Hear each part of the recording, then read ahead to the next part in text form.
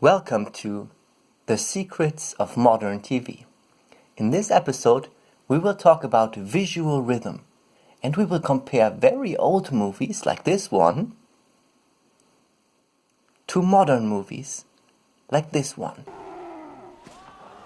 And we will see how the techniques of creating visual rhythm have developed. If you like this video series, check out my channel for other episodes.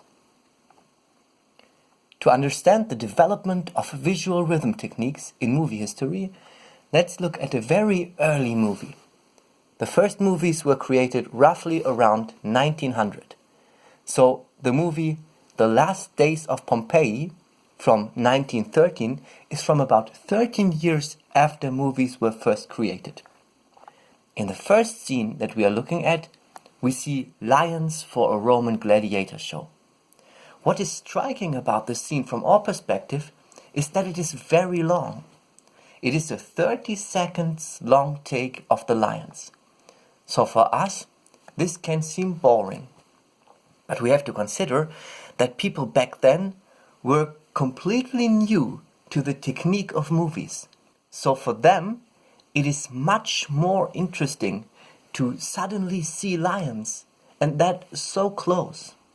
The effect seemed more realistic to them as they were just not used to it.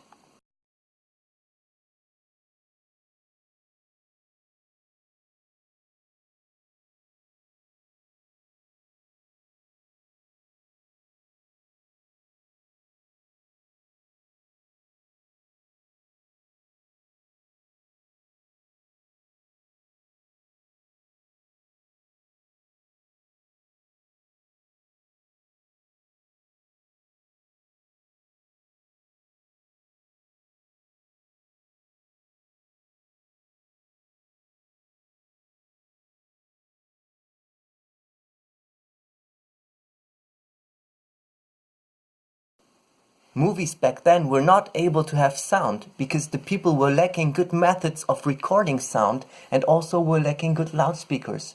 So to such scenes usually a piano player would be in the cinema and play piano music during the scenes.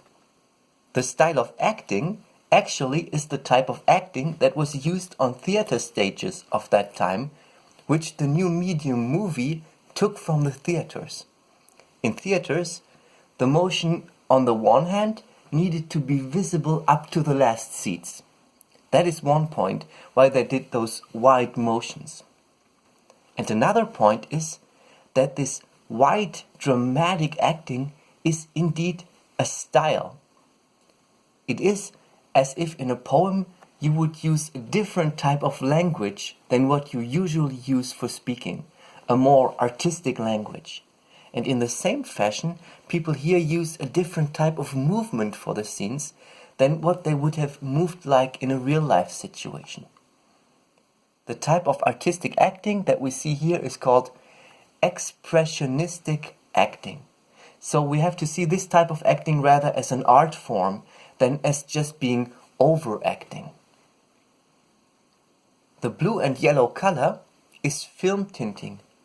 The whole black and white movie strip is bathed in color. Now, in the next sequence that we look at, the Mount Vesuvius erupts. The scenes of the eruption will be tinted in red. Apart from the long scenes we already saw, we will notice another thing. The camera does not move, because people in that early days of movie making did not yet have had the idea to move the camera. So the movie delivers a good amount of spectacle and action, as scenes from a real volcano are shown. And then the next scene uses smoke and a crowd of people running. The effect must have been awesome to the viewers back then. But we notice that all the scenes are filmed with a static camera. The camera neither moves back or forth, nor does it pan left or right.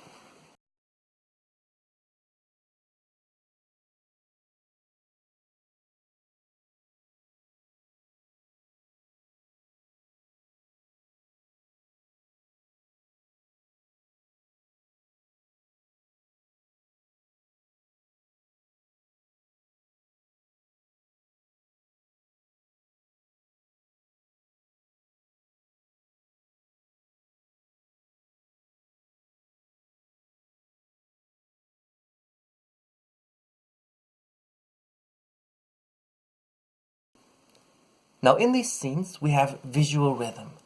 Let's look at the lion scenes again, how the female lion creates visual rhythm as she moves across the scene.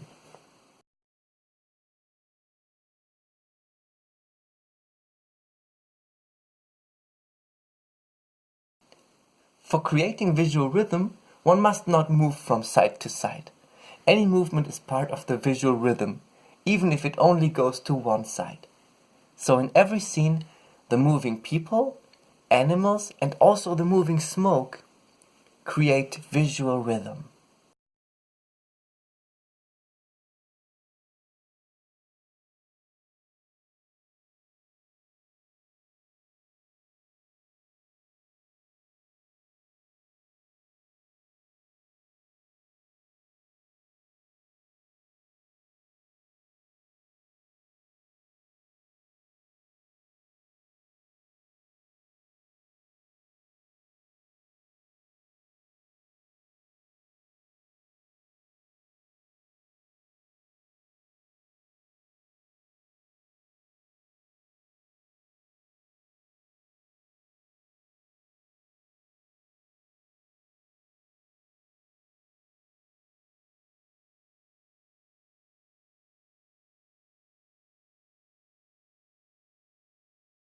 In later movies, people developed the idea to move the camera on a little wagon, or to pan the camera left or right during the scene.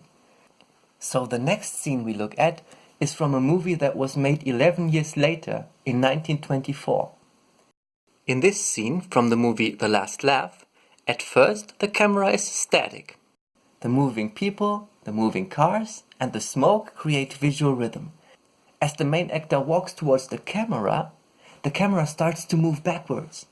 And as the camera moves backwards, the sidewalk is left behind, and also a part of the street becomes visible.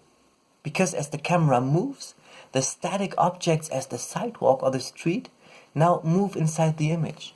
So with the moving camera, the static objects that are now moving inside of the image also create visual rhythm. Towards the end of that car scene, a light suddenly falls on the actor, and this change in lighting also creates visual rhythm, as any visual change that happens on the screen is part of the visual rhythm. So let's watch how in this later movie the camera moves, and how with this camera movement even the static objects in the scene start to move, making them part of the visual rhythm.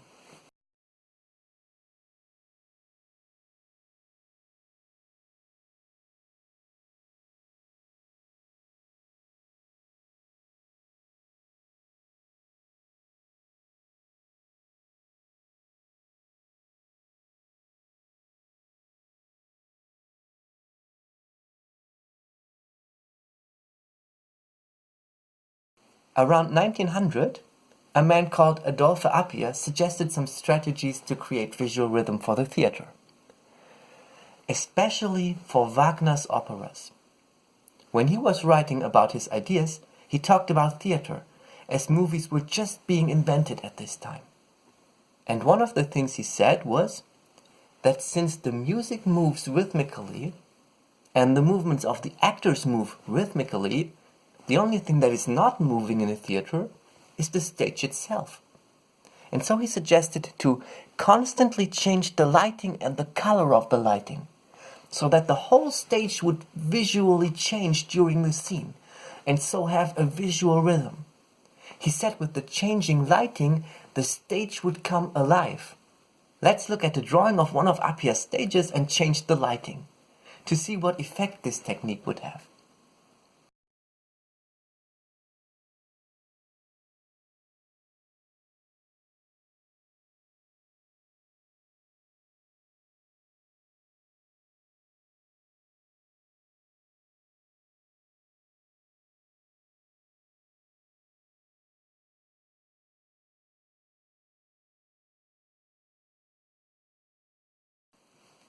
This is a valid point, that visual rhythm should be created with the whole stage. So why is it that movies do not change colors all the time? And the answer to that is that two factors other than the lighting already change the complete images of the movie rhythmically. One of those factors we already have seen. It's the movement of the camera. Cameras turning sideways reveal different parts of the background, effectively changing the whole scene. Let's have a look at a scene from Avengers from 2012. The god Loki walks past the camera and magically his suit and stuff appear in his hands. As he walked by, the camera pans to stay on him. With this panning to the left, different backgrounds come into view, creating a complete change of the scene and therefore creating visual rhythm just as good as changing the lighting could do it.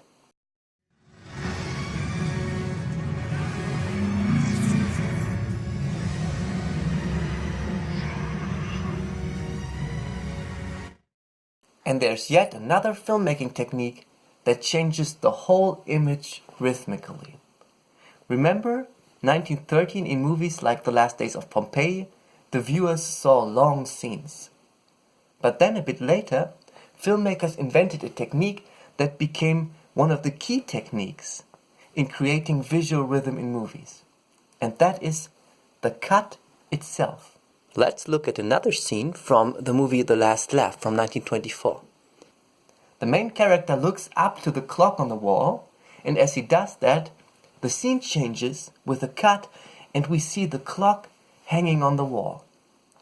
And then there's another cut and we see the main character again. Now this technique is not only useful for telling the story, as we understand that the main character sees a clock. Look at what happens. With the cut, the whole image that is seen on the screen changes. And that change creates visual rhythm.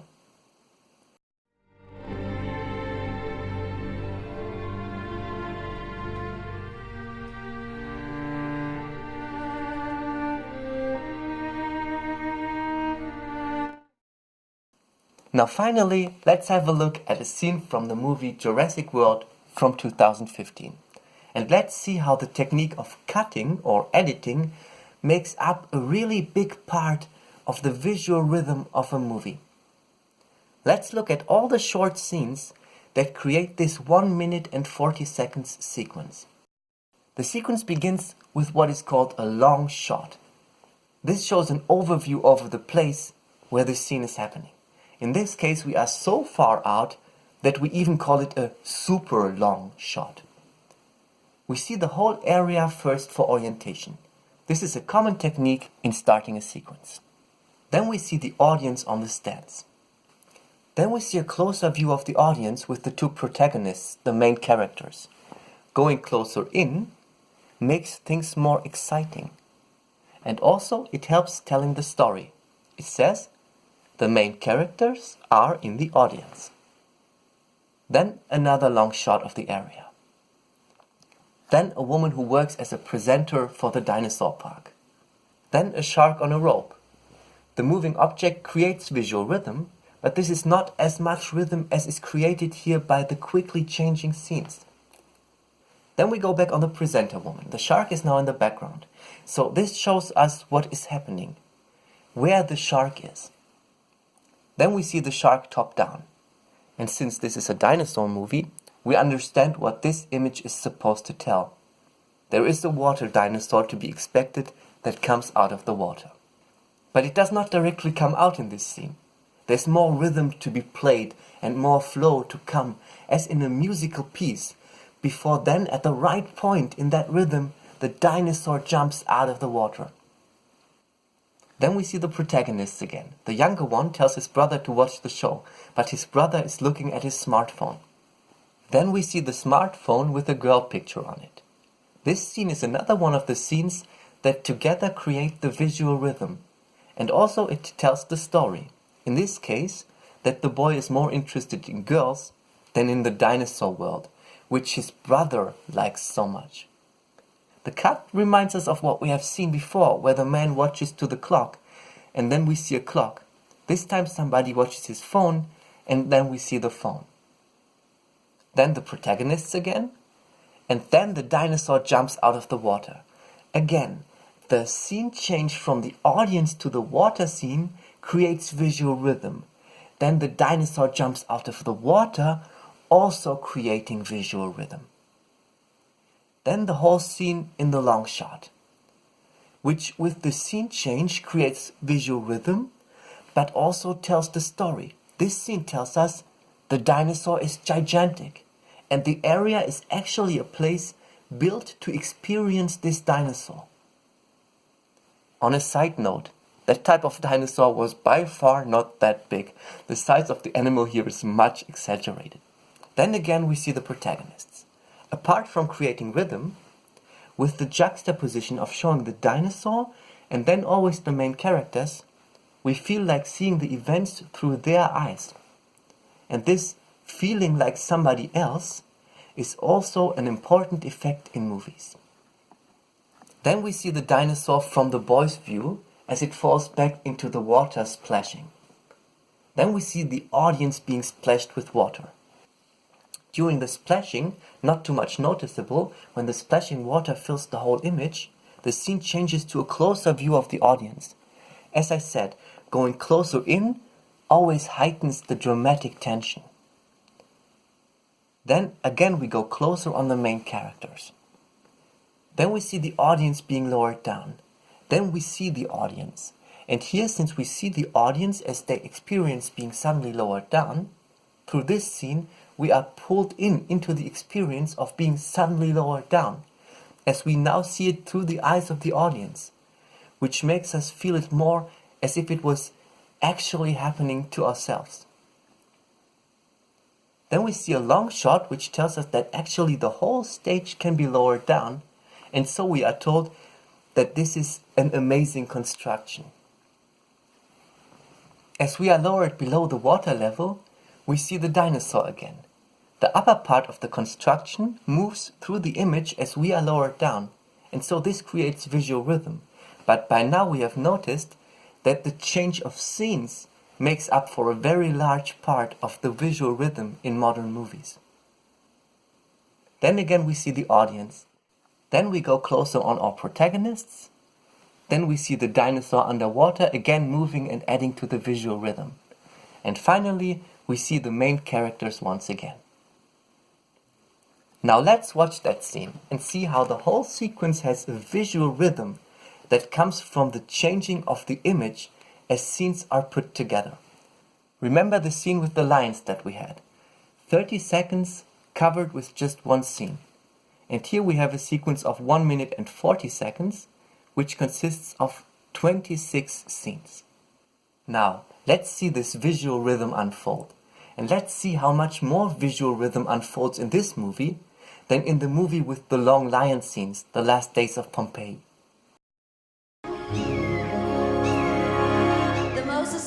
Was thought to have hunted near the surface of the water, where it preyed on anything it could sink its teeth into, including turtles, large fish, even smaller mosasaurs. Okay, folks, let's see if she's still hungry after already eating today.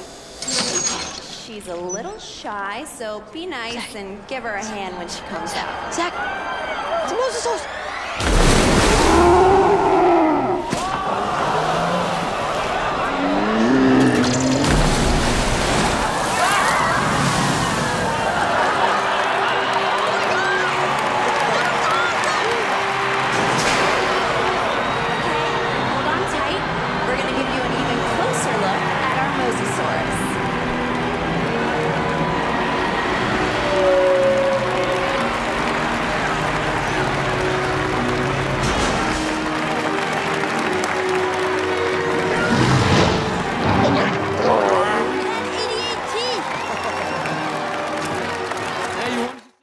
So this concludes this video about visual rhythm in movies. We have seen how the movement of the people and objects in the scene creates visual rhythm, and also how the movement of the camera makes all things move in the scene and so also contributes to the visual rhythm. And then finally we saw how editing scenes together makes the whole image on the screen change, and this also creates a big part of the visual rhythm. If you liked this video or found it helpful, please click the like button. If you visit or subscribe to my channel, you will find more videos. The Secrets of Modern TV, for example, is a video series. Thank you for watching and goodbye.